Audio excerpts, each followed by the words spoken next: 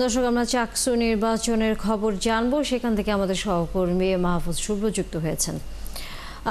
আমাদেরকে জানাবেন মাহফুজ শুভ্র, যে চাকসু নির্বাচনের আজকের এখন এই মুহূর্তে সর্বশেষ কি খবর আছে আপনার কাছে? নির্বাচনের মনোনয়নপত্র জমা দেওয়ার আজকে শেষ দিন। তো আজকে আসলে যেহেতু শেষ দিন ছিল, বিভিন্ন সংগঠন, রাজনৈতিক সংগঠনগুলো তাদের সমর্থিত প্যানেলগুলো কিন্তু আজকে ইতিমধ্যে বেশ কিছু ঘোষণা করেছে। এর মধ্যে যদি উল্লেখযোগ্য বলি, ছাত্রদল কিন্তু তাদের সমর্থিত প্যানেল ঘোষণা করেছে, ইসলামী ছাত্র শিবির তারাও তাদের সমর্থিত প্যানেল ঘোষণা করেছে। পাশাপাশি আমরা দেখেছি যে ইসলামী ছাত্র আন্দোলন এবং স্বতন্ত্র প্যানেলে, সেটি হলো গণতান্ত্রিক বাংলাদেশ গণতান্ত্রিক ছাত্র সংসদের নেতৃত্বে, অর্থাৎ ভিপি এবং জিএস পদে বাংলাদেশ গণতান্ত্রিক ছাত্র সংসদ তাদের নেতৃত্বে বিপিজিএস এর একটি স্বতন্ত্র প্যানেল করা হয়েছে। এবং আমি যদি বলি যে ছাত্র দলের যে সমর্থিত প্যানেলটি, এটা কিন্তু ছাত্র দলের কেন্দ্রীয় সাধারণ সম্পাদক, তিনি কিন্তু বিশ্ববিদ্যালয়ে এসে তাদের কোনো প্যানেলটি ঘোষণা করেছে। এবং এই প্যানেলে আসলে ভিপি হিসেবে যিনি করবেন, তার নাম হলো ভিপি হিসেবে যে পদে দাঁড়াবেন তিনি হলেন সাজ্জাদ হোসেন হৃদয়।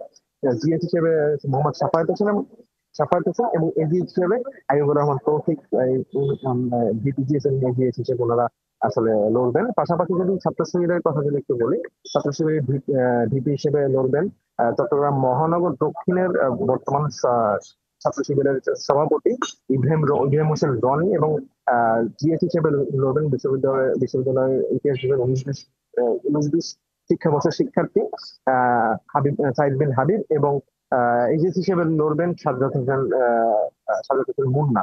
তো এছাড়াও আমরা দেখেছি যে এখন কিন্তু আসলে ইসলামী ছাত্র আন্দোলনের প্যানেল ঘোষণা চলমান রয়েছে। পাশাপাশি বাংলাদেশ গণতান্ত্রিক ছাত্র সংসদ বাকশাল তার কেন্দ্রীয় দুজন নেতৃবৃন্দ, তার এর মধ্যে কেন্দ্রীয় নেতৃবৃন্দর নেতৃত্বে একটি প্যানেল কিন্তু ঘোষণা ইতিমধ্যে করছে স্বতন্ত্র প্যানেল হিসেবে। এবং আমরা যদি আরেকটু বলি যে গণতান্ত্রিক ছাত্র জোট, অর্থাৎ বামপন্থী ছাত্র সংগঠনের একটি জোট, গণতান্ত্রিক ছাত্র জোট, তাদের সমর্থিত কিন্তু একটি প্যানেল কিছুক্ষণ পরে আসলে ঘোষণা করার কথা আমাদেরকে জানানো হয়েছে। পাশাপাশি যদি বলি যে আজকে মনোনয়নপত্র বিতরণের যেহেতু শেষ দিন আসলে যারা মনোনয়ন নিয়েছে, এবং আমরা দেখেছি যে প্রায় 1162 জন শিক্ষার্থী মনোনয়ন নিয়েছেন, এবং 1162 জন শিক্ষার্থীর অধিকাংশ শিক্ষার্থী কিন্তু মনোনয়নপত্র ইতিমধ্যে জমা দেওয়া শেষ করেছেন। এবং নির্বাচন কমিশনের পক্ষ থেকে যেটি জানানো হয়েছে যে যেহেতু দীর্ঘ 35 বছর পরে আসলে চাকসু নির্বাচন অনুষ্ঠিত হয়ে যাচ্ছে, শিক্ষার্থীদের মাঝে এক ধরনের উৎসাহ রয়েছে।